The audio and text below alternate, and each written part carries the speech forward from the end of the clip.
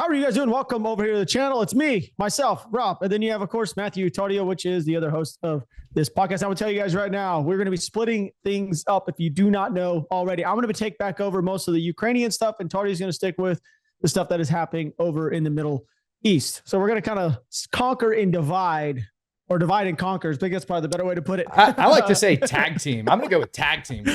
I'm going to go tag team. We're going to tag team, divide and conquer. We're going to do all sorts of, what do you want to call it?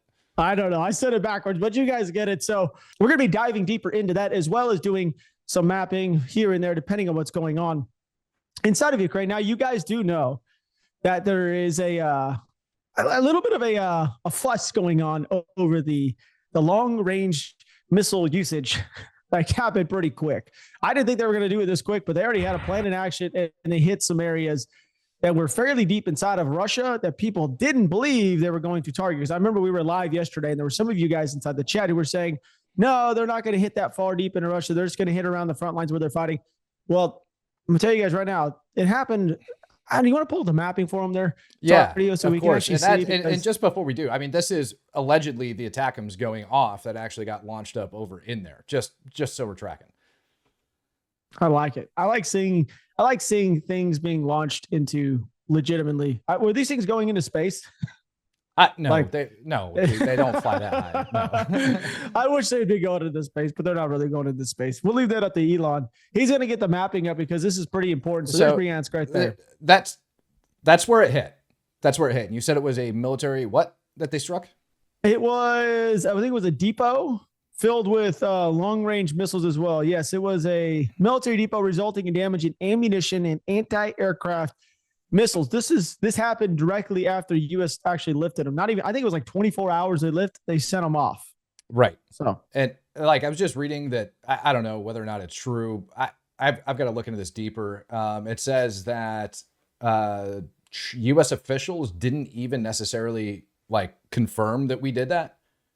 Is that true? No, that's not from what I see. I see that everything is all peachy and squared away for them doing it. So I could be wrong. Does that say Russian officials? Yeah. So Russian officials continue to use threatening rhetoric as part of efforts to deter the United States from publicly authorizing the use of it. But again, this report was from yesterday, and it was yesterday that information came out, right? So this report titled the 18th, and you guys got to understand how ISW works. That's who we're pulling this from. So this report from the 18th ends up being information from the 17th. So ISW is always putting out 24-hour stale. That's stale, but Russia's response, by the way, Putin got a little bit antsy, I guess is a good way to put it. But Putin got antsy for dang sure. You want to, number one, let's talk, even if it was Kursk, even if they did use them in, look how far away from Kursk this place is.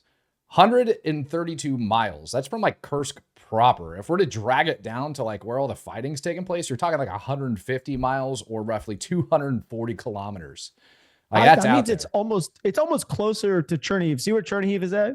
Yeah. Throw that son of a gun on Chernihiv real quick. How close is Chernihiv? 184. 184 miles. I mean, we're talking about a rock being thrown pretty much when it comes to missile terminology. I mean, this is not that big of a difference between 150 and 180 miles. It's not that far. Right. I'm actually pretty excited. I think they should go a little bit farther into Russia, but that's just me. And if you guys don't know, Putin, you want to talk about Putin? You want me to handle Putin? Oh, first what I can put up on the screen is Putin's initial statement that led everybody to be like, what the hell's going on? And that's this one right here. And this is a little bit of an older statement. I can't remember when he said it, but let's play it for the people just so they have reference to why everybody started off the fear. And it was all because of this interview. И другими средствами. Но когда речь идет об использовании высокоточного оружия большой дальности западного производства, это совершенно другая история. Дело в том, что я уже об этом говорил, и любые эксперты это подтвердят, и у нас, и на Западе, наносить удары современными высокоточными системами большой дальности западного производства украинская армия не в состоянии. Она не может этого делать. Это возможно только с использованием разведданных со спутников, которыми Украина не располагает. Это данные только со спутников или Евросоюза, либо Соединенных Штатов, в общем, с натовских спутников. Это первое. Второе, и очень важное, может быть, ключевое, заключается в том, что полетные задания в эти ракетные системы могут, по сути, вносить только военнослужащие стран НАТО. Украинские военнослужащие делать этого не могут. И поэтому речь идет не о том, чтобы разрешать украинскому режиму наносить удары по России этим оружием или не разрешать. Речь идет о том, чтобы принять решение о том, что страны НАТО напрямую участвуют в военном конфликте или нет. Если это решение будет принято, это будет означать не что иное, как прямое участие стран НАТО, Соединенных Штатов, европейских стран в войне на Украине. Это их прямое участие. И это уже, конечно, существенным образом меняет саму суть, саму природу конфликта. Это будет означать, что страны НАТО, США, европейские страны воюют с Россией. А если это так, то, имея в виду изменение самой сути этого конфликта, мы будем принимать соответствующие решения, исходя из тех угроз, которые нам будут создаваться. So there's, okay, I get it. Okay. Well, I mean, there's that one, right? There's that one. And then there's all the talk. I mean, I think it came out like a month ago where he basically said that, I mean, I'd have to look at the statement real quick, but it was words to the effect of even a drone being flown across the border and striking Russia at this point is going to end up in like could potentially lead to a nuclear escalation. That's because Ukraine was beating the hell out of all these Russian munition supply depots. I mean, they were slamming them over inside of Russia. It was insane. They took out the train carrying freaking like munitions from North Korea at like a transfer point, ended up blasting that whole freaking railway and that transfer point to hell, which you don't even think about, but it ends up shutting down the freaking rail system. You know what I mean? Within itself, on top of taking off the munitions. Then you have all of these freaking train cars filled with like tons upon tons of munitions clogging the way. And then all of the other strikes that they've done in the past. And so like Russia, I don't think it's so much about Ukraine striking Russian territory as it is them making an excuse for why Ukraine shouldn't be allowed to do that because it's hurting their feelings. That's what I think. It is kind of contradictory. And it's kind of a good word, I think, to use if it's even a word right here. But we think about this. He's pissed off that they're using American stuff. Mm-hmm. Okay. How many times did they use North Korean? I mean, they had proof back in May that North Korean stuff has actually killed Ukrainians inside of the war based off the markings of the missiles that were actually landing inside the country. Like they actually had like their calendar years were etched on the inside of stuff. I mean, it's pretty easy to see. It is kind of, I don't know how true this is. I mean, it could be true. I mean, do you think we actually, kind of helped them a little bit? Like they don't have access to the satellite stuff. You know what I mean? I mean, is it true? Yeah, sure. So I think what he's referring to in particular is like glide bombs that like the U.S. just provided over to Ukraine. And Biden came out with the announcement. And that was one of the things that pissed Zelensky off, right? One of the things that ended up pissing Zelensky off the most was that they were supposed to have, did you see that? Did you see that Zelensky talking about it? Like I had a confidential talk with the president of the United States about what was and what wasn't going to be provided. And then he ended up putting it out on a freaking official like press release memo of the munitions that we were going to provide, which included glide bombs. No? Oh my God. Yeah, no, that's a thing. So I'll make sure I put that up on the screen for people. But yeah, I mean, it's a joke. It's an absolute joke. And so Zelensky was pissed about that. And I think more or less that came out after Putin made that statement, but still, I think Putin was kind of aware of those things, I'm not sure how glide bombs work, but I know the appropriate person to ask, which is going to be Colonel Jeff Fisher. So while we're doing this, I'm actually going to shoot him a message now that got brought up, and he normally answers me back pretty quick. He has been in the hospital though with some heart issues, but I will hit him up real quick. So just so you guys know, Putin had a little bit of a reaction to this. He signed a new nuclear doctrine that's going to be lowering the threshold for the actual use of nuclear weapons. It's raised, of course, international concerns about potential escalation.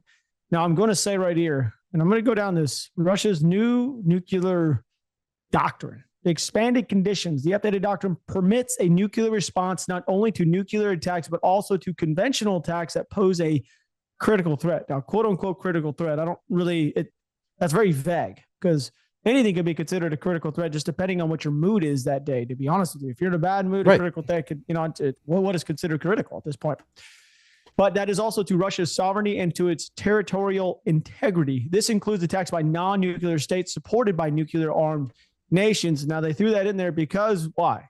Ukraine is a non-nuclear state that is supported by nuclear-armed nations, which is effectively broadening the scenarios that could trigger a nuclear response. Now, the inclusion of Belarus under the nuclear umbrella has been apparently added as well. The doctrine now explicitly extends Russia's nuclear protection to Belarus, including that aggression against Belarus could be met with a nuclear response, which I don't think anybody's really talked about Belarus in a while because they're just a puppet state of Russia in itself. Now, the response to Western military support for Ukraine entirely, these changes follow the United States' decision to allow Ukraine to use U.S.-supplied long-range missiles like we talked about here a second ago.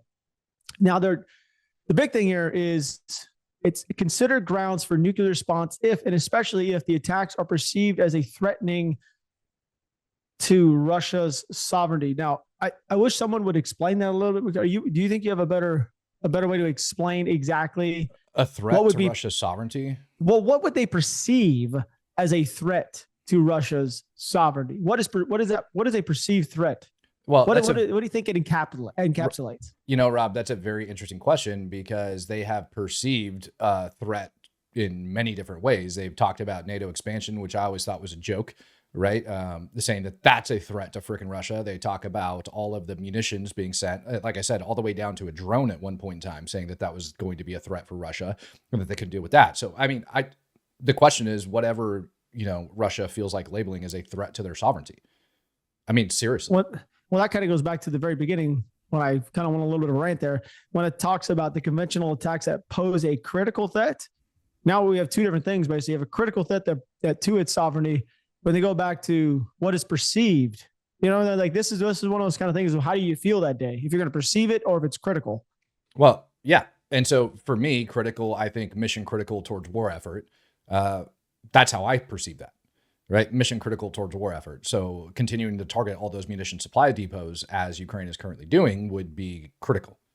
And as far as I'm concerned, because they need to source those munitions because they're running out. That's why they're doing it. They also need to source troops, which is why they have North Korea over inside of Kursk. So, which I said yesterday, they have a chance they think they're going to up it to about 100,000 total used from North Korea over. Basically, going to be rotating them in and out. Now, we both know because we spoke to him yesterday, Texas. I mean, they're not really that effective right now. No, at all. They're getting slaughtered. But I mean, so what I read was that North Korea had taken those troops and basically just has them set aside. Like these ones are going to be allotted for the war inside of Russian territory anyways, for now. But yeah, no, they're getting slaughtered on the front. They're getting absolutely destroyed.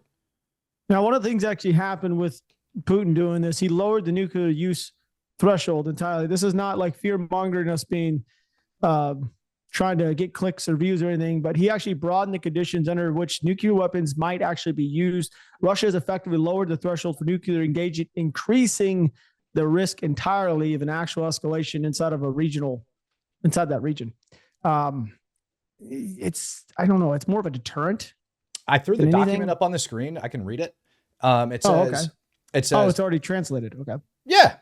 It says, decree President of the Russian Federation on approval of the fundamentals of the state policy of the Russian Federation in the field of nuclear deterrence. In order to improve the Russian Federation, I decree to approve the attached fundamentals of the state policy of the Russian Federation in the sphere of nuclear deterrence, to declare invalid the decree of the President of the Russian Federation of June 2, 2020, number 355 on the fundamentals, blah, blah, blah. So old policy.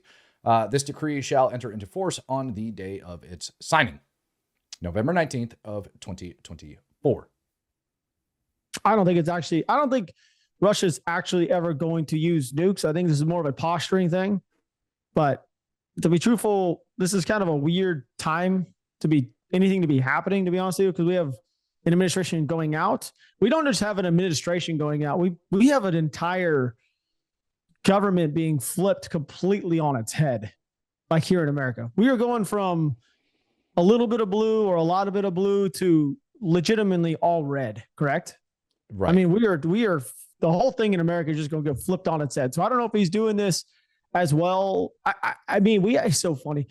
This wasn't part of the video. Remember, we actually stated during the live, like last Friday, that one of the most powerful things Biden could do as he's leaving would be to allow Ukraine to use long-range missiles and everything else inside. That'd be a good thing. And then it happens this week, and then this hits, and now we're talking about possible. It's not. I mean, it's not going to happen. Nukes aren't going to be used. I don't think so now.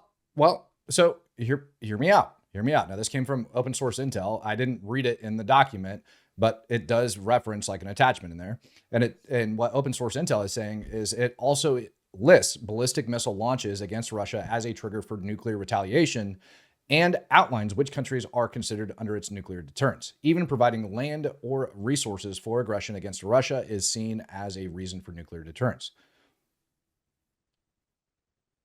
So providing land or resources for aggression against Russia. That's super vague, and that's already been happening for 2.5 years or 2 years, 1,000 days. So if another country allows, right, munitions to be launched like ballistic missiles against Russia, then that country also falls under that. If that makes sense, because the U.S. has ballistic missiles pretty much staged everywhere, and so does a lot of NATO. I know, but Russia's not going to go toe to toe with us. They're not that stupid. I don't think they can right now. Like, I don't think that, well, two things. I don't think they can go toe to toe with us right now, and I don't think we can go toe to toe with Russia right now. I don't think we want to go to. We don't need to go toe to toe with Russia right now. What we need to do, and we did the math last week, the smartest thing for us to do is to just sincerely just shove some more money and more effort into the damn war over there. And just let them do their thing, because well, in my opinion, it's not even shoving more money towards them. It's literally outlining years in advance how much money and how many munitions we are going to commit to Ukraine. That way they can actually battle plan ahead, because they cannot battle plan based on like little bits of freaking munitions here and there from us and all of their other allies. Like, they just can't do it. When you're crowdfunding artillery, that's what happened last year. They're crowdfunding artillery. Like, nah, bro. Like, you need more than that in order to plan a freaking massive push through the 40,000 plus kilometers that Russia's currently holding on to. You just need it, right? Well, they need a lot more than just, no, they didn't. What they need is men and equipment and money. That's pretty much all they need. That's like the most powerful thing for war. Did you have the thing pulling up about the nukes? Excuse me, what would it call them? The thing Russia's been pushing out. Let me go back here. Nuke shelters. All the nuke shelters. Oh God, yeah, I've got so that too. The nuke shelters actually it's a real thing. If you guys do see this, those things you guys are seeing there, it's actually real. So they've been enhancing their shelter infrastructure, and they've developed these things in mass production. Excuse me. They're just mobile bomb shelters, and they hold 54 people. And they apparently can go inside of extreme environments, like all the way up inside of Russia's northern permafrost area. So, like, I don't understand how. I mean, they would have had to have been producing these for a while, though. Like, this wouldn't have been something that they just decided to start cranking out. Oh no, I've got sources back to 2023 as far back as it goes. Okay, so we're clear on that. But my other question is, I mean, number one, this just looks like a freaking 40-foot container. It's a Connex, probably with concrete in it. Like, what the hell did they? Right? Did they just pour concrete in the wall and say that that's what that is? And does concrete even help to that extent? I don't know. You're asking a question that I couldn't answer. I don't think anybody in that photo could answer. I mean, when they got dangly things hanging up inside their truck, I'm not going to listen to a damn thing they're saying about concrete bomb shelters. I mean, I would assume the entire thing's going to be airtight. There's got to be like an air filtration system and all of that crap that would be attached to it, along with like water filtration. Because like, if you really, really think about this, right, and you're going to be in there, I mean, if you're going to be affected by nuclear radiation, which is wild. And I played like the nuke map game a couple times, like throughout this, and radiation goes really freaking far. And I actually had a discussion with my wife about this the other day. Like, if a nuke hit Dallas, would we be okay? And what are we going to do? And You think I'm a prepper, bro? No, she's like bought the freaking anti-radiation pills and like has those like in the house. Like, I'm not joking. I've got a whole setup. Yeah, and come from my house. I freaking dare you if that happens. Like, see what happens. Try to take my shit. But anyways, I mean, you want to know how many bomb shelters are going to need for their population? How many? 2,706,482 of those right there. Yeah, for their current population. They have a population of 146 million people. They fit 54. You need 2.7 million of them. Well, that's not going to happen. Can you imagine trying to distro that amount of bomb shelters? Number one, and having them within a location where everybody can get to. I mean, that's stupid. These are going to be for, and Russia clearly doesn't care about their people to that extent. They don't. Otherwise, there wouldn't be almost, 750,000 of them dead at this point, right? So I really don't see Russia distributing all of these dang things for their freaking people. That's just stupid. I would bet these are for like, I don't know, man, dignitaries or important people, whoever, like. Well, here's something. So Russia does have a substantial amount of Soviet era ones, but inside of the same release that they're talking about making of these, they do talk about now he's implemented like a task force per se to go and fix and upgrade all those. They have 16,500 shelters across Russia that are bomb shelters. They have 16,500 bomb shelters across Russia. Yeah, they have 16,500, but they don't have enough to actually accommodate the 146 million people. That's kind of insane when you think about it, man. Like, if you really think about it, that they've done that. But I wonder, my question is, when did they start building those? Because, when we look at countries like Israel, they're under constant indirect fire from Hamas, Hezbollah, and stuff like that. People actually have them built in their house. You and I both know that we've been watching years prior to this happening, Russia building up on their border with all of their troops, right? Like, I think at one point in time, it was almost 200,000 Russian troops that were built up on the border pre-invasion. So, and they were conducting military exercises. So my question is when did they start putting those bomb shelters in place, right? Because that's not something that a normal country ends up putting in place. It's just not. Oh, I was trying to think about how many does America have, and there's one that I know of in my area that's like 30 miles away. Hold on. There's bomb shelters here? Yeah, I know where one's at. Is it privately owned or is it like a public bomb shelter? It's a public bomb shelter. It's a nuclear Get the hell out of here. Yeah, I know where one's at. I only know where one is. And it's at the bottom of a city hall / courthouse thing. It's in Sherman, Texas. So when you walk in, I think it's in Sherman. It's in Sherman, Texas. And I walked in there to do something, I don't know, probably about a month ago. And it's pretty cool. I mean, it's an active fallout shelter and it has like the thing. And yeah, it's there. It has like a little plaque on the wall that says when it was built too. But we don't have very many of them. So, yeah.